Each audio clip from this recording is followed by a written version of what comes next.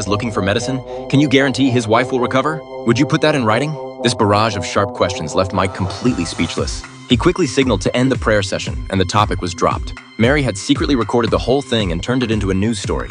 As soon as it aired, Mary's father was the first to storm into the TV station, furiously yelling at her. Turns out, he was one of Mike's devoted followers. Then he pointed at PK and demanded, "Don't you have any respect for the gods?" Respect? PK's eyes lit up. That's exactly the word. He realized that Mike was exploiting people's reverence for the divine to keep milking them for money. As the program aired, more and more people woke up and started exposing religious fraudsters. This freaked Mike out. He was terrified of going bankrupt. So he challenged PK to a televised showdown.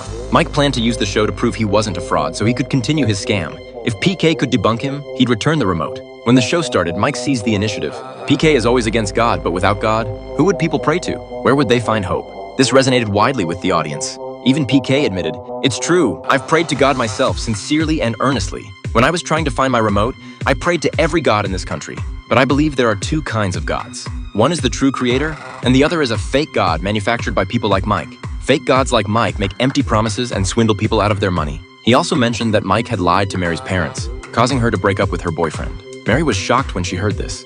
A year ago, she'd met a boyfriend while abroad. When her father found out, he immediately went to Mike, hoping he could tell whether the man was trustworthy. Without hesitation, Mike prophesied, "He's a heartbreaker. He will definitely abandon you." Her father heard this and ordered her to come home immediately, or he'd disown her. But Mary didn't give up. Instead, she and her boyfriend agreed to register their marriage the next day. However, on the day they were supposed to meet, her boyfriend never showed up. Mary only received a breakup letter. Remembering Mike's prophecy, she eventually decided to cut ties with her boyfriend completely. Mike seized the moment and said, "See, I was right. Your boyfriend did betray you. But was that really what happened?" PK asked Mary, "Did your boyfriend hand you the breakup letter himself?" Mary shook her head.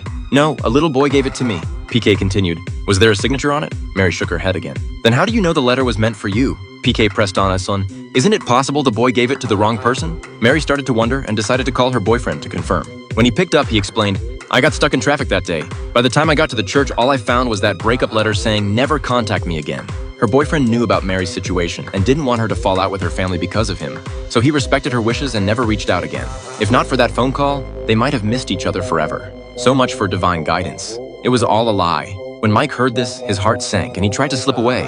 But Mary's father suddenly snatched the remote from his hands and personally returned it to PK. In the end, PK successfully summoned his spaceship and made it safely back to his home planet.